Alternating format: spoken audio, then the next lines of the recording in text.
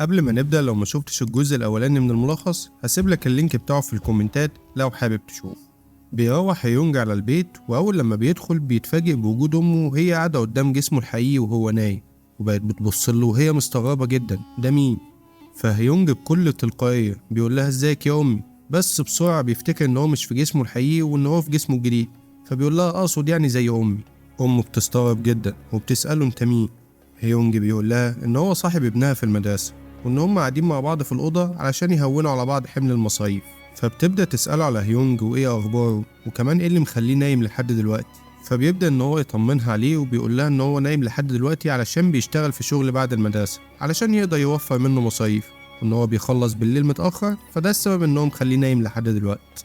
أم هيونج بتفرح جدا إن ابنها بقى بيتحمل المسؤولية ونزل يدور على شغل، بس في نفس الوقت بتكون متضايقة علشان شايفة إن هي مقصرة في حق ابنها ومش عارفة توفر له كل اللي هو محتاجه، وده اللي خلاه إن هو يلجأ للشغل، وده طبعا هيأثر على مذاكرته. وبتقول لهيونج بشكله الجديد تعالى نقعد في حتة نتكلم بعيد عن هنا عشان هيونج ما يسمعناش.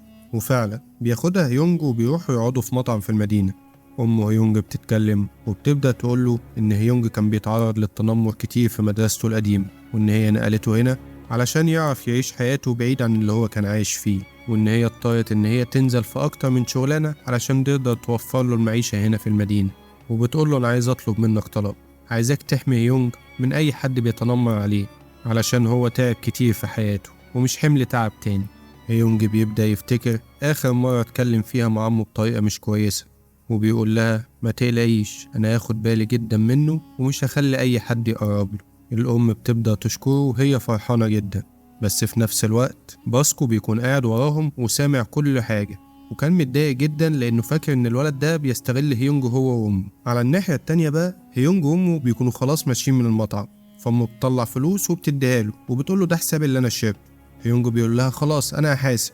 أمه بتقول له لأ أنا ما باخدش حاجة ببلاش، فهيونج بيوافق وبياخدها منها. باسكو أول لما بيشوفه بياخد الفلوس بيتعصب جدا، والإحساس اللي هو كان شاكك فيه بقى متأكد منه خلاص، وبيقرر إن هو لازم يرجع حق الست دي وفلوسها كمان. فبيستناها أول لما تمشي وبيطلع هو لهيونج وبيقول له تعالى نتكلم في حتة بعيد علشان محدش يسمعنا. هيونج بيوافق وبيروح معاه وبيقول له انت ليه بتعاملني كده وانا ما اذيتكش في اي حاجة، بس باسكو ما بيرضاش يرد عليه وبيقول له هات الفلوس اللي الولية اديتها لك. هيونج ما بيكونش فاهم حاجة وبيفتكره عايز يستقوى عليه زي بقية الناس، فبيرفض ان هو يديله الفلوس. باسكو بيتعصب جدا وبيبتدي ان هو يهاجم هيونج، بس هيونج بيفادي ضرباته كلها، وباسكو بيستمر في هجماته لحد ما بينجح ان هو يعور هيونج في وشه. هيونج بيتعصب جدا فبيفتكر كلام جين وهو بيعلمه ازاي يسدد اللكمة، وبيبدأ ان هو يطبق اللي هو قاله له بالظبط وبيسدد لكمة قوية لباسكو، بس باسكو بينجح ان هو يتفاداها. هيونج ما بيديلوش فرصة وبيديله واحدة تانية بسرعة وبيرقده على الأرض مش قادر يتحرك. صاحب باسكو في الوقت ده بيكون معدي وبيشوف اللي حصل، فبيجري على باسكو وبيكون مستغرب جدا ازاي هيونج قدر يتغلب عليه ويخليه يقع على الأرض كده، فبيساعده ويقومه ويروحوا على البيت. بالليل بقى هيونج بيكون في المحل شغال وبيتفاجئ بدخول باسكو عليه، وبيروح عليه وبيقول له انا اسف ان انا ما قدرتش ارجع حقك وحق والدتك، بس هيونج مش فاهم اي حاجه. وباسكو قبل ما يمشي بيقول لهيونج حاول ان انت تتمرن وتطور من نفسك وما تخليش حد يستقوى عليك، كل واحد عنده قوه روحيه لما بيكون عنده اراده بيطلعها، وبيسيبه ويمشي. هيونج بيتاثر جدا بكلام باسكو وبيبتدي ان هو يحاول يعمل شويه تمارينات علشان يحسن بيها لياقته، بس وهو بيتمرن بتدخل عليه بنت جميله جدا، فهيونج بيتكسف جدا وبيقوم يقف بسرعه، والبنت بتروح تشتري شويه حاجات وهيونج بيلاقيها بتعامله بطريقه حلوه جدا فبيفرح قوي، وبعدها البنت بتحاسب وتمشي. على الناحيه التانيه بقى اصحاب باسكو بيكونوا متضايقين جدا من اللي حصل، وكمان علشان باسكو حابس نفسه في البيت بقاله يومين وما بيطلعش منه، وبيقعدوا يتناقشوا كتير لحد ما بيقرروا ان هم يتلموا على هيونج كلهم ويضربوه ويعدموا العافيه. على الناحيه التانيه بقى هيونج بيكون في المدرسه وبيبص قدامه بيلاقي شويه متنمرين ملمومين على طالب ونازلين في ضرب، فهيونج بيقرر ان هو يروح ينقذ الطالب ده منهم زي ما كان نفسه حد يعمل معاه زمان، وبيروح عليهم وبيطلب منهم ان هم يسيبوا الطالب ده في حاله ويبطلوا يتنمروا عليه. العيال المتنمرين بيتضايقوا جدا وبيتعصبوا وبيقرروا ان هم يضربوا هيونج، وخلاص العركه كانت هتبدا، بس العيال بيلاقوا مدرس داخل عليهم فبيفضوا الخناقة ويسيبوه يمشوا. بعدها بينزل هيونج علشان ياكل هو وصاحبه، وهم قاعدين بيجي يقعد معاهم الولد اللي كان الطلبة بيتنمروا عليه من شوية واسمه تاكي. بيبدأ بعدها هيونج يطيب بخاطر تاكي ويهون عليه، لأنه في وقت من الأوقات كان مكانه وده مرارة التنمر، وبيقول له ما تقلقش، طول ما أنا موجود هحميك ومش هخلي أي حد يجي جنبك، بس نكون صحاب. تاكي بيقوم وهو متعصب جدا وبيقول لهيونج أنا وأنت استحالة نكون صحاب، أنت مش زيي وأنا مش شبهك، أنت كل الناس بتتمنى تصاحبك، لكن أنا كل يوم بتضرب وبتهان وبتمنى الموت 1000 مرة، ما بعرفش أنام من كتر الوجع. أي نعم أنت ما بتلبسش هدوم غالية زيي، بس على الأقل بتنام مرتاح في حياتك. هيونج أول لما بيسمع الكلام ده بيتأثر وبيزعل جدا وبيقوم ويسيبهم ويمشي. في نفس الوقت صحاب باسكو كانوا واقفين وبيتفقوا إن هما بعد المدرسة هيمسكوا هيونج ويرنوا له علقة التمام، بس واحد من طلاب المدرسة بيكون قاعد وسمع كل اللي قالوه. هيونج بعد ما بيخلص المدرسة بينزل علشان يروح بيته، وطبعا صحاب باسكو واقفين ومستنيينه علشان يضربوه زي ما اتفقوا. بس مرة واحدة الطالب اللي سمعهم بيوقف هيونج في الشارع وبيديله شنطة وبيقول له كل سنة وانت طيب علشان عيد ميلادك، بس هيونج بيرفض علشان هو ما يعرفوش. بس الواد ما بيديلوش فرصة ان هو يتكلم وبيركب عربيته وبيمشي، وبيتفاجئ هيونج ان هو سايب له 10 شنط تانيين زي اللي اداهم له، فبيفتحها ويبص فيها وبيلاقيها مليانة هدوم من الغالية. ومش بس كده، الواد ده قبل ما يمشي مسك صحاب باسكو اللي كانوا مستنيين هيونج واداهم علقة تمام ورقدهم كلهم على الأرض، وشكل الواد ده كده وراه حكاية. هيونج بعد ما بيروح البيت بيكون مبسوط بس في نفس الوقت مصدوم، لأنه بيلاقي الواد جايب له هدوم غالية جدا وهو مش فاهم هو بيعمل معاه كده ليه. تاني يوم هيونج بيروح المدرسة والطلبة كلهم أول لما بيشوفوه بيتصدموا جدا، لأنهم مش متعودين يشوفوه لابس هدوم غالية كده، فبيسألوه جبت الهدوم دي منين؟ قال لهم واحد صاحبي جابها لي. في نفس الوقت تاكي بيكون راح مسابقة لاكتشاف المواهب، واللي بيكسب فيها بيخلوه ينضم ليهم ويمضي العقد ويشهروه. بس في نفس الوقت تاكي بيلاقي الواد اللي بيتنمر عليه موجود هناك ورايح هو كمان يقدم، وأول لما بيشوف تاكي بيفضل يتنمر عليه ويستهزأ بيه لحد ما بيجي دوره وبيدخل فعلا ويختبروه، وأول لما بيشوفوا أداؤه بيعجبوا بيه جدا وبيضموه ليهم وبيمضوا على العقد. وصاحب المسابقة أول لما بيشوف تاكي إن هو آخر واحد ما بيرضاش أصلا يختبره ولا يسمع له وبيمشيه. تاكي بيمشي وهو متضايق جدا ونفسيته في الأرض، ولما بيروح المدرسة الواد المتنمر بيروح له هناك وبيقعد يستهزأ بيه ويقول له أنت كنت فاكر نفسك إن أنت هتدخل في منافسة معايا أنا، وبيبتدي إن هو يتنمر عليه ويضربه. بعدها تاكي بينزل ويقف قدام إعلان معمول لمهرجان المدينة، وده بيكون مهرجان غنائي وبيقدم فيه فرق، وفريق واحد بس هو اللي بيكسب.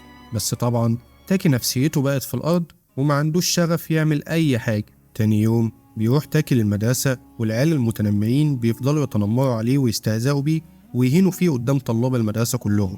بس المرة دي هيونج كان واقف، وأول لما شاف اللي بيعملوه في تاكي بيبتدي يسترجع ذكرياته الأليمة واللي كان بيحصل فيه، فبيقرر إن هو يروح عليهم ويوقفهم. بس وهو رايح بيلاقي صاحبه اللي جاب له اللبس رايح هو كمان معاه. المتنمرين أول لما شافوهم قالوا لهم امشوا من هنا، ملكوش دعوة انتوا بالحوار ده، بدل ما نخليكم مكانه، انتوا 2 واحنا 3 ومش هتقدروا علينا. بس مرة واحدة جيم بيجي وبيقول لهم كده بقوا 3 على 3، ورونا هتعملوا ايه. العركة خلاص كانت هتبدأ، بس مرة واحدة باسكو بيجي وبيقول لهم انتوا بتتنمروا على واحد غلبان علشان هو لوحده، طب انا لوحدي ووروني هتعملوا ايه. العيال طبعا خافوا لان اسم باسكو لوحده حملة، وبيسيبوهم ويمشوا. بس قبل ما يمشوا بيتوعدوا لهيونج ولاصحابه، وبعد المدرسة بيجيبوا تاكي وينزلوا فيه ضرب ودعك وماسكين النوتة بتاعته اللي بيكتب فيها الأغاني وهم عمالين يستهزئوا بيه ويضربوه. وتاكي عيني مش عارف يعمل معهم أي حاجة، لحد ما مرة واحدة بيمسكوا النوتة وبيقطعوها له وبيرموها له في وشه، وبعدها بيسيبوه يمشوا. تاكي نفسيته اتدمرت جدا وبيفضل مرمي على الأرض. على الناحية التانية هيونج بيكون بيقضي وقت في المدرسة عقابا ليه علشان الخناقة اللي كان هيبدأها في المطعم، وبيقعد يسترجع ذكرياته وبيغني أغنية كان بيغنيها أيام ما كان في جسمه الحقيقي، والأغنية بتكون عظمة على عظمة وصوته شديد جدا وجميل جدا. مين في الوقت ده بقى بيسمعه؟ تاكي وهو مرمي على الأرض، فبيقوم يجري بسرعة ويروح ناحية المكان اللي جاي منه الصوت الحلو قوي ده علشان يعرف هو مين. فبيطلع وبيلاقيه هيونج، وهيونج أول لما بيشوفه بيتصدم ويسكت على طول لأنه مكسوف علشان عمره ما غنى قدام حد قبل كده. تاكي بيبتدي يتكلم مع هيونج وبيقول له أنت صوتك جميل جدا، أنت عليك حلاوة صوت تمس القلوب، ما تيجي نقدم في المهرجان الغنائي. هيونج بيقول له أنا كان عندي استعداد لكده بس ما لقيتش اللي يشجعني. تاكي بيستغل الفرصة وبيقول له تعالى نعمل فريق أنا وأنت ونقدم في المهرجان، وفعلا بيروحوا على المهرجان وبيقدموا. وبتبدأ بعدها علاقتهم تتوطد ببعض، وبقوا يتقابلوا كتير علشان يتدربوا على الأغاني اللي هيقولوها في المهرجان. وفي يوم تاكي بيقول لهيونج انت صوتك ضعيف بس جميل جدا، محتاج تتدرب شوية علشان تقويه. هيونج بيبتدي يسمع الكلام وما بيسيبش وقت ولا فرصة إلا ويتمرن فيها. وفي يوم كان بيتمرن وهو في الشغل، ومرة واحدة لقى البنت الجميلة اللي دخلت عليه قبل كده دخلت عليه وسمعت صوته وهو بيغني، فأعجبت بصوته جدا وقالت له انت صوتك حلو قوي، شد حيلك واتمرن أكتر، وبتسيبه وتمشي. تاني يوم بيروح لتاكي وصاحبه علشان يفرجهم على آخر أداء وصل ليه، وبيبتدي إن هو يغني قدامهم. وأول لما بيغني العيال بيعجبوا بيه جدا وبيستغربوا إزاي حسن أداؤه بسرعة كده في الفترة القصيرة دي. وتاكي بيقول له إحنا كده جاهزين للمهرجان.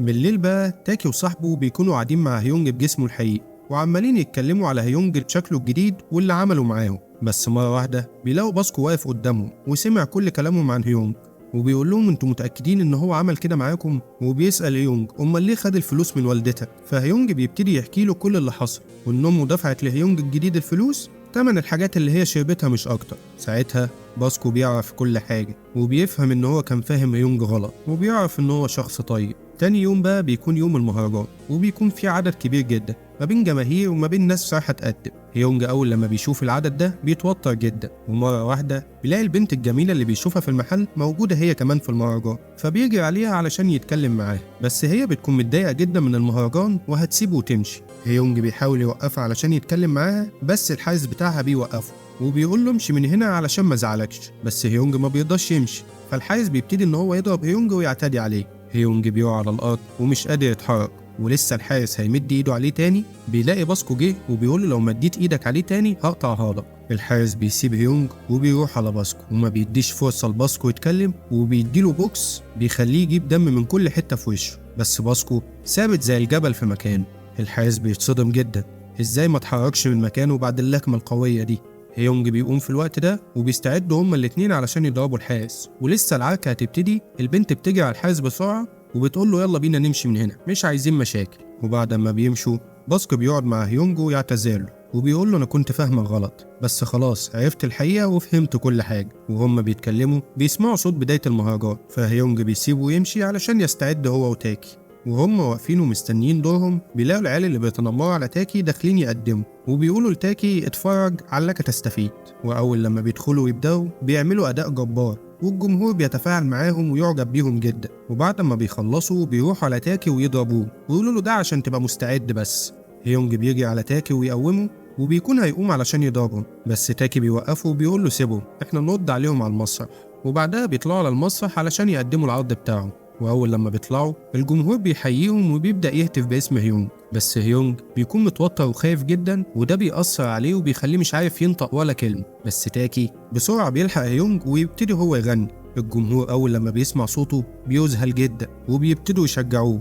هيونج في وقتها بيتحمس جدا ويبتدي يغني هو كمان، والاتنين مع بعض بيكونوا عاملين أداء خرافي وجبار جدا بيخلي كل الجمهور بيتنطط من الفرح. وبينتهي المهرجان بفوز هيونج وتاكي. بعدها رئيس المسابقة بيروح على المتنمرين وبيلغي العقد معاهم وبيقول لهم الناس دي أحسن منكم 100 مرة. وبيروح بعدها على هيونج وتاكي ويبدأ يبارك لهم وبيقول لتاكي أنا فاكرك، حقك عليا لو ما سمعتكش لما جيت لي قبل كده، انت عندك موهبة حقيقية. وبيطلع الكارت بتاعه وتاكي بيكون فاكر خلاص ان هو هيديله هو، بس فجأة بيلاقيه ده لهيونج وبيقول لهيونج ده الرقم بتاعي، كلمني لو عايز تنضم لينا ونمضي العقد. فهيونج بيسأله طب وتاكي؟ فالراجل بيرد عليه باستهزاء وبيقول له تاكي ده كان سلم علشان انت تطلع بس. ساعتها هيونج بيتضايق وبيقول له انا مش موافق، خلي الكارت ده معاك. كل اللي واقفين بيتصدموا جدا من قرار هيونج.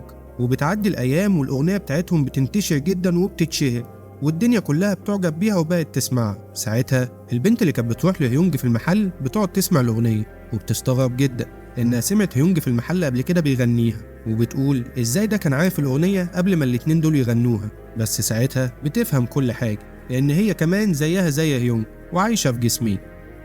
ولحد هنا بيخلص الجزء الأول من الأنمي بتاعنا. استنوا ملخص الجزء التاني أول لما ينزل إن شاء الله. الحلقة دي كتبها وسجلها ومنتجها وحط لها الحركات والتكات الألدغ اللي كان بيحكي لكم القصة. سلام.